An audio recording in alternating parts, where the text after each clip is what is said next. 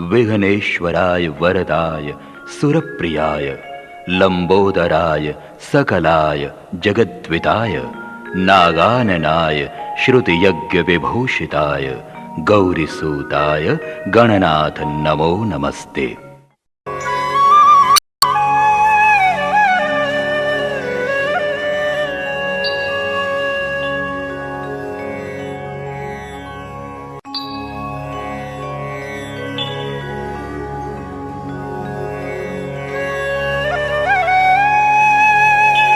आनंद कलामंच एवं शोध संस्थान भिवानी प्रस्तुत करते हैं वृत्त चित्र राष्ट्रवादी चिंतक महिपाल सिंह आर्य।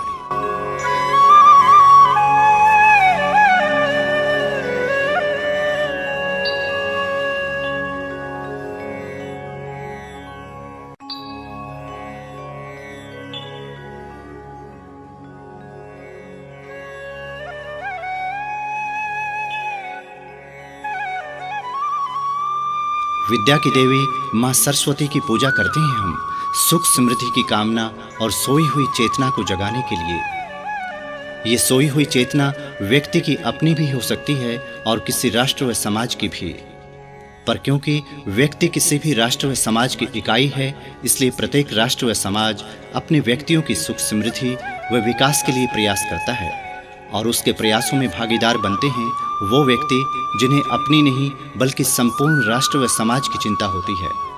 ऐसे व्यक्ति अपनी नहीं बल्कि संपूर्ण राष्ट्र व समाज की समस्याओं को लेकर चिंतन मनन करते हैं और कहलाते हैं राष्ट्रवादी चिंतक। हरियाणा के भिवानी जिले के गांव रुद्रोल निवासी महिपाल सिंह आर्य भी जाने जाते हैं राष्ट्रवादी चिंतक के रूप में।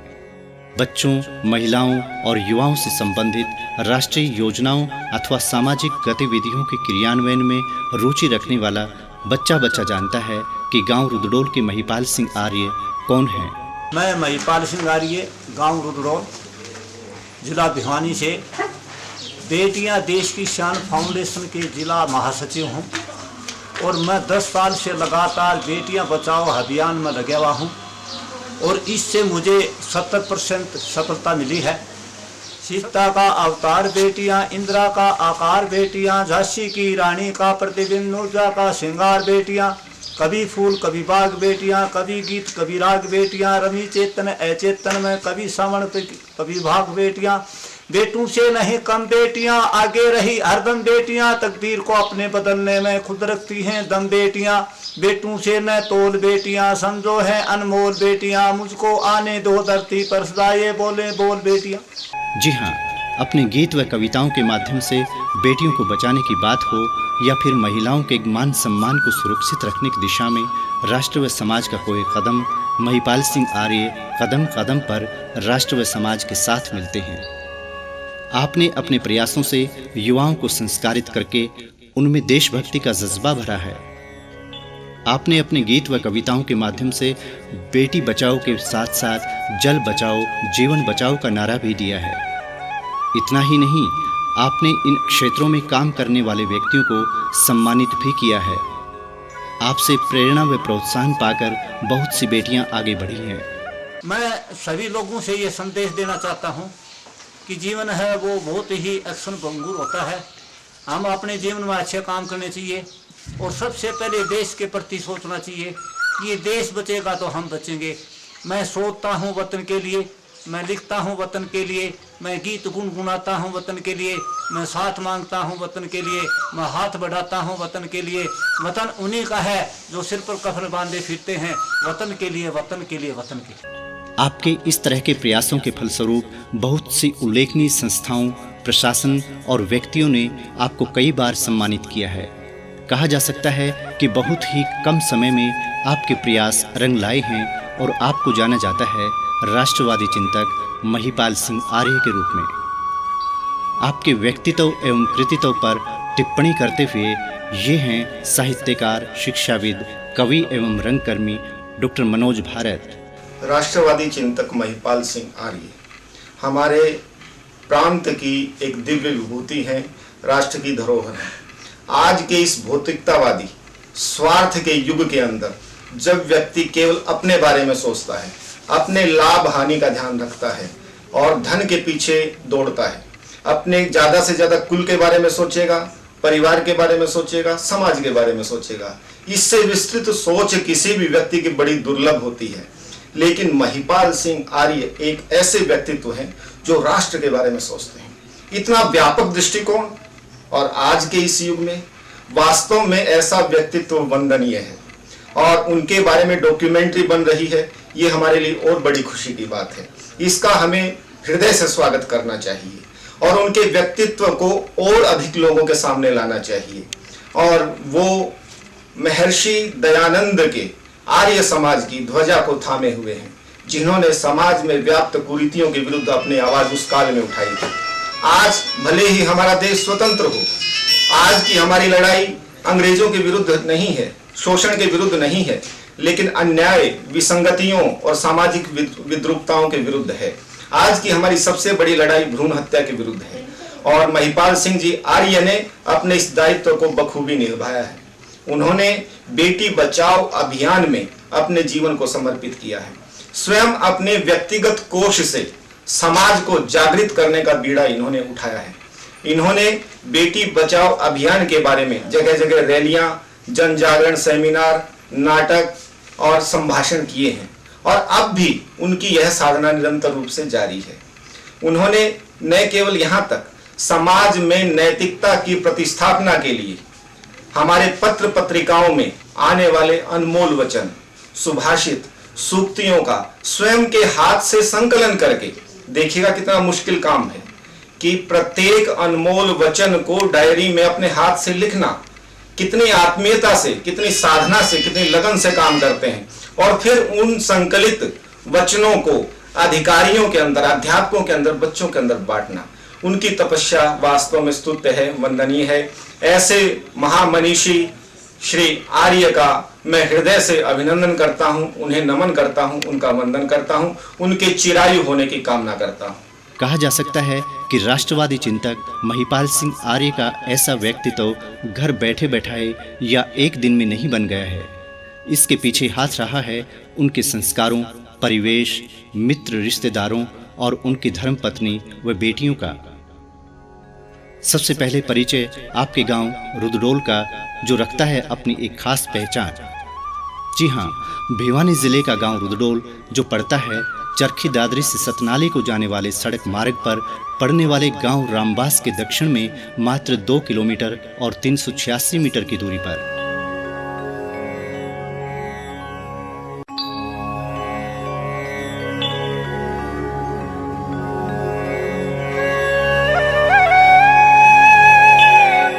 सुंदर और साफ सुथरा दिखाई देने वाला ये गांव सन 1414 ईस्वी में राजस्थान से आए डांगी गोत्र के जाटों ने बसाया था। पहले इस गांव का नाम रुद्राले था, जो कालांतर में बदलते बदलते रुद्रडोल हो गया। ये गांव डांगियों ने बसाया था, पर अब इस गांव में डांगी गोत्र के जाटों की संख्या बहुत कम है। अब इस गांव में यूं तो विभिन्न जातियों के लोग रहते हैं, पर जिस जाति व परिवार की गतिविधियों एवं उपलब्धियों के कारण इस गांव को इतिहास में स्थान मिला है, वह है विजरणिया गोत्र से संबंध रखने वाली जाट जाति और इस जाति से संबंध रखने वाले चौधरी बख्शीराम के सुपुत्र चौधरी पीरदान का परिवार। जी हाँ, उल्लेख मिलता है कि यहाँ बसने वाले डांगी गोत्र के जाटों के रिश्तेदार चौधरी बख्शीराम विजरणिया सन 1822 में राजस्थान के सिक्कर जिले के लढ़ैना गांव से यहाँ आए। उनके 3 पुत्र थे, अगडीराम, जाहर और पीरदान। इनमें पीरदान सबसे अधिक बुद्धिमान, धनवान और भाग्यवान था। उसने अपने बुद्धि बल से सन 1852 में झज्जर के नवाब अब्दुल रहमान के दरबार में राजस्व मंत्री के रूप में ऊंचा पद प्राप्त किया। अंग्रेजी हुकूमत से संघर्ष के दौरान नवाब के सेनापति का दायित्व भी बखूबी निभाया। उसने 18 मई 1857 को ब्रिटिश सरकार के जनरल मेटकाफ को छुछकवास के पास बुरी तरह हराया और नवाब ने खुश होकर उन्हें शेर जंग की उपाधि प्रदान की। पीरदान विजरणिया ने अपने पैतृक गांव रुद्रडोल में एक शानदार हवेली का निर्माण सन 1853 में शुरू करवाया। यह हवेली सन 1857 में बनकर तैयार हुई, अपने समय की वास्तुकला का उत्कृष्ट नमूना कही जाने वाली ये हवेली आज भी 5 चौक वाली हवेली के नाम से गांव रुदडोल में आकर्षण का केंद्र है। 2 एकड़ में बनी इस हवेली के 2 मुख्य द्वार हैं। एक द्वार उत्तर दिशा में खुलता है तो दूसरा दक्षिण में। यह हवेली कभी पूरे जींद स्टेट में सुंदर एवं उत्कृष्ट हवेली का एक नमूना थी, पर आज इसकी सुंदरता पर आधुनिकता व्यंग कसती है। जिस चबूतरे पर बैठकर कभी न्याय किया जाता था, वहां गोबर के उपले नजर आते हैं। जिस खुले आंगन में कभी लोगों की चहल पहल रहती थी, वहां अब पशु बांधे जाते हैं। अंदर के जो कमरे कभी हरदम रोशन रहते थे, उनके अंधेरे कोनों में आज बड़े बड़े चमगादड़ पंख फैलाकर चिपके बैठे हैं। अगर बाहर की बात करें तो बाहर भी हवेली की दीवारों का प्रस्तर जगह जगह से झड़ चुका है और कभी आगरा और मकराना से मंगवाया गया बलुआ पत्थर अपने हाल पर आंसू बहाता नजर आता है। यही नहीं, कभी हवेली की शान कहे जाने वाले छज्जे भी अब आधे से ज़्यादा टूटकर गिर चुके हैं। अगर शेष है तो बस पीरदान विजरणिया की स्मृति यहाँ शेष है। हवेली के रूप में उनका वास्तु प्रेम शेष है और इस इलाके में दूर दूर तक उनकी बहादुरी, न्यायप्रियता और समाज सेवा की चर्चा शेष है। चौधरी पीरदान विजरणिया की स्मृति में उनके बेटे शोलाल विजरणिया ने स्मृति स्थल बनवाया, जो गांव के दक्षिण में स्थित है। चौंकिए नहीं, यही है वह स्मृति स्थल जहां पर रोज देशी घी का दीपक जलना चाहिए, मगर अफसोस कि यहाँ गहरी नींद में सोए शेरे जंग के आसपास कांटेदार झाड़ियाँ और कैर उग आए हैं और लोग हैं कि जो मर्जी आए यहाँ फेंक कर चले जाते हैं। इससे अच्छा तो विजरणिया परिवार के पूर्वजों की ये स्मृति तस्वीरें हैं जो उनके वंशजों के घरों में बड़े सम्मान के साथ दीवार पर लगाई गई हैं। यह है चौधरी शोलाल विजरणिया और उनकी धर्मपत्नी श्रीमती अनकौर की तस्वीर। चौधरी शोलाल विजरणिया सन 1913 से 1939 तक जींद स्टेट के ऑनरेरी मजिस्ट्रेट रहे। उन्हें घर पर कचहरी लगाने और दोषी को अपने स्तर पर 200 रुपये का जुर्माना और 6 महीने की जेल की सजा सुनाने का अधिकार प्राप्त था। यह है हवेली के प्रांगण में स्थित वह चबूतरा जहां कभी कचहरी लगती थी और चौधरी शोलाल विजरणिया अपना फैसला सुनाते थे। ऑनरेरी मजिस्ट्रेट चौधरी शोलाल के यहाँ 13 पुत्र हुए। इनके नाम हैं टेकचंद नंबरदार, मेहताब सिंह, श्याम सुख, चैन सुख, गंगा सहाय, बलवंत सिंह, मोहर सिंह नंबरदार, हरपत सिंह आर्य, दलपत सिंह, रावत सिंह, उमराव, मनसाराम और भगवत सिंह। ये सभी के सभी सेहत में अच्छे और आकर्षक व्यक्तित्व के धनी थे। क्योंकि हम बात कर रहे हैं राष्ट्रवादी चिंतक महिपाल सिंह आर्य और उनके परिवार की, तो ज़्यादा विस्तार में न जाकर हम बताना चाहेंगे कि ऑनरेरी मजिस्ट्रेट चौधरी शोलाल के 12वें पुत्र चौधरी मनसाराम के यहाँ श्रीमती छन्नो देवी की कोख से निहाल सिंह, कंवल सिंह, महिपाल सिंह और प्रेम प्रकाश नामक 4 पुत्रों का जन्म हुआ। अगर हम बात करें केवल महिपाल सिंह आर्य की, तो इनका जन्म 25 फरवरी सन 1955 को गांव रुदडोल में हुआ। प्राथमिक शिक्षा अपने पैतृक गांव रुदडोल की प्राथमिक पाठशाला से और मैट्रिक समीप के गांव चंदेनी के राजकीय उच्च विद्यालय से पास की। इसके बाद कॉलेज स्तर की पढ़ाई के लिए आपने वैश्य कॉलेज भिवानी में दाखिला लिया, किंतु यहाँ से BA पार्ट 1 करने के बाद आपने पढ़ाई छोड़ दी और खेतीबाड़ी के कार्य में लग गए।